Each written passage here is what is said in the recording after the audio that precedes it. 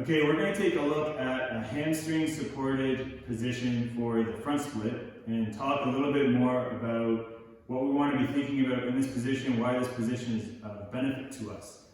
So once we've gotten to a certain stage in training for front splits and met some prerequisites in terms of the types of range of motions we're getting into, we can start thinking about creating this support position on the hamstrings that's going to allow us to remove that fight or flight response of being in the position.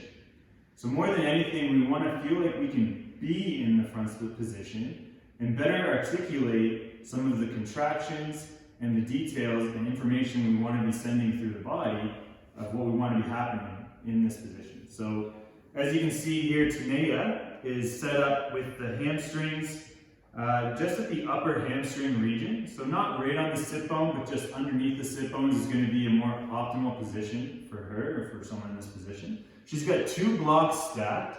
We can think about this being 6 to 8 inches of height, but working down over time as we get comfortable being in the position. So what we'll first talk through here are some of the contractions now that we can think about in this position. So we can be here and start thinking about what we want to have happen with the rear leg. So one of the things we can work on with the rear leg is moving into an active hip extension. So we can curl the toes up into the ground, find nice heel alignment so the heel shouldn't feel like it's collapsing inward, and we can work on extending the knee. And while doing so, we can even just think about resting that hamstring and front leg onto the blocks while we focus on that extension. So we can come back down. So prescriptions here may look like 5-10 second holds for multiple reps. We can then move this foot into a passive position, and we can think about the shortening side here of the hip flexor and creating an isometric contraction like we're trying to close the joint and slide the knee forward. And the nice thing about this position is we're relaxed on the hamstring, so we can take the time to just focus on the rear leg. So we don't have to be in this active stress in the front leg that will create a little bit more conflict through the mind. We can really just focus on the squaring of the hip and feeling what we want to be feeling in the rear leg.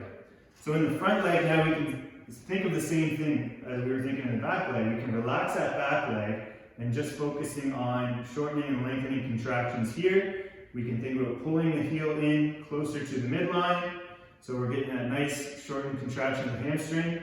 We can think about pushing that heel forward to get the quads to engage a bit more, getting the hamstrings to relax.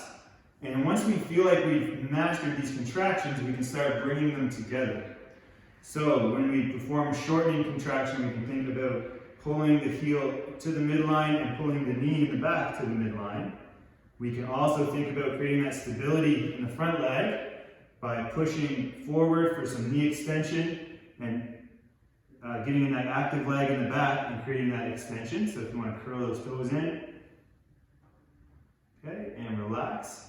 And over time, we can lower this down. So again, we're learning to be relaxed in the position. We have some hamstring support, creates better stability for us to think about these contractions. We can be thinking about our breath. We don't even have to do these contractions. So between the contractions, we could have a focus count on a 3 count of breath in, 3 count breath out, and just learn to be in the position. So the hamstring supported exercise is going to be a crucial one for you to start working towards once you've reached certain prerequisites in your front split. And these are some of the contractions and finer cues that you want to be thinking about in that position.